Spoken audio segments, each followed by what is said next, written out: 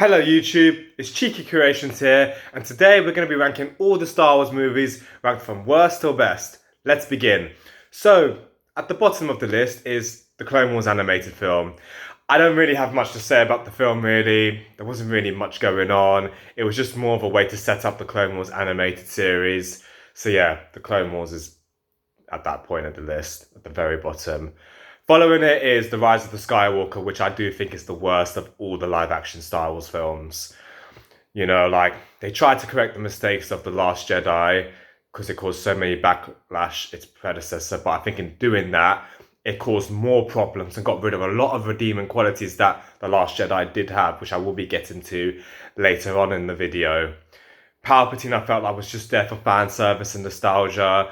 No one really served much purpose in the film, with the exception of Rey and Kylo Ren. I think if you're going to take any other character other than those two out of the film, nothing would change. So yeah, Rise of Skywalker is at the bottom of the list. Following Rise of Skywalker is The Last Jedi, its predecessor. Yeah, I know a lot of people don't like The Last Jedi. I can understand why. And I will admit, it did have a shaky start and it was quite a long drawn out plot. But I do feel like as the film went on, it did start to grow on me a bit, and I have to say I didn't mind it as much. Yeah, sure, they made a lot of mistakes, but I feel like they did quite a good job at setting up a lot of interesting story arcs with future characters. It's a shame that Rise of the Skywalker didn't act on that potential. I think if Rise of Skywalker did that, the sequel trilogy would have panned out so much better. So yeah, that's where The Last Jedi is at for me. Following The Last Jedi is Attack of the Clones. You know, Attack of the Clones, it had a lot going for it. A proper introduction to Anakin Skywalker / Darth Vader as a Jedi Knight with Obi-Wan Kenobi as his Jedi Master. I feel like the film did a good job of balancing both leads in the story with their own subplots coming together with the main plot. The only thing that puts the film down is I don't like sand. It's rough, of course, irritating and gets everywhere. Yeah, that was very cringy. But yeah, after the Attack of the Clones, it goes to Phantom Menace. I will praise the film for not only giving us the prequel trilogy, but also trying something different instead of just copying the original trilogy, which I felt like the sequel trilogy did. It was a great introduction to the new era of Star Wars, of how life was before New Hope. The only downside is I think they would focus too much on the political side and the Senate, and like The Last Jedi, the plot was quite drawn out. But it was a fun watch nonetheless. It was my first Star Wars film anyway, and I loved that final duel between Obi-Wan Kenobi, Darth Maul, and Qui-Gon Jinn. That was epic. But yeah, that's where the Phantom Menace is ranked of the list. Following that is The Force Awakens. Yeah, it is a bit of a copy and paste of The New Hope. What am I kidding? It is a copy and paste of The New Hope. But that doesn't mean it was a bad film. I feel like every character had an important part to play in the plot moving forward. No one felt sidetracked or just in there for fan service.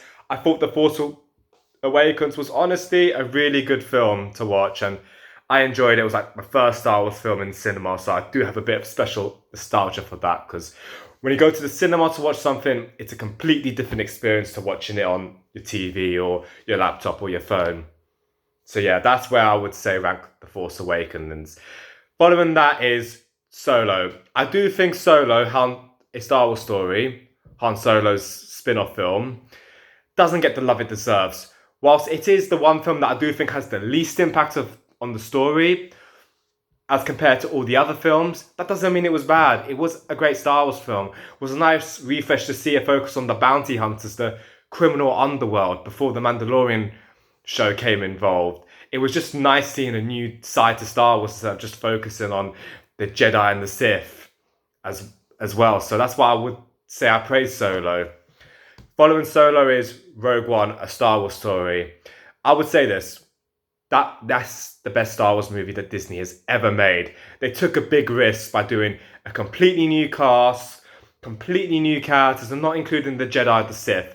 And they didn't fail. It was an amazing film from start to finish. The action set pieces were amazing. Characters had very good chemistry. The only complaint I would say was it was a dead giveaway what was going to happen at the end. So yeah, Rogue One, a Star Wars story, that's where I'd rank that. Now we're going to get to the top four. So number 4 is Return of the Jedi, the conclusion to the original trilogy, which is a classic. I love Return of the Jedi. I think it did a perfect job of wrapping the original trilogy up. Every character had their moments to shine, and also there was another plot twist in it as well. So yeah, Return of the Jedi is on that list. Now we get to third place, Revenge of the Sith, the conclusion to the prequel trilogy. Yes, a lot of people did not like the prequel trilogy, which I understand. They've got some good points like Jar Jar Binks, too political, too much going on. But Revenge of the Sith did just a perfect job at wrapping everything up and showing the rise and fall of Anakin Skywalker.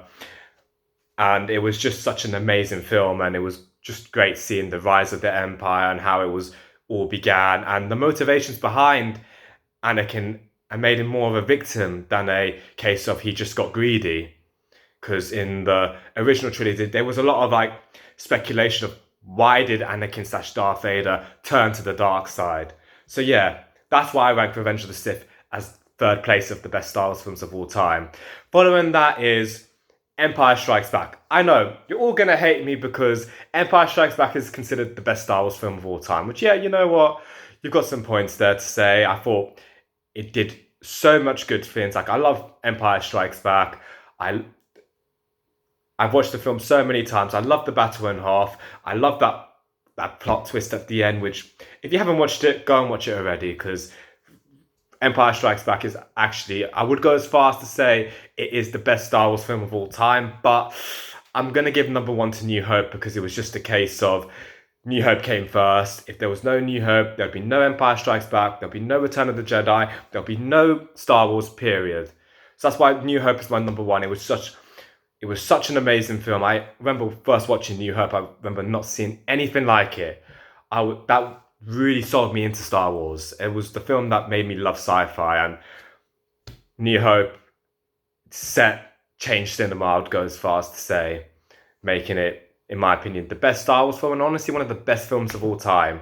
But yeah, that's my ranking video done. Don't forget to like and subscribe for future videos. Thank you, have a good day.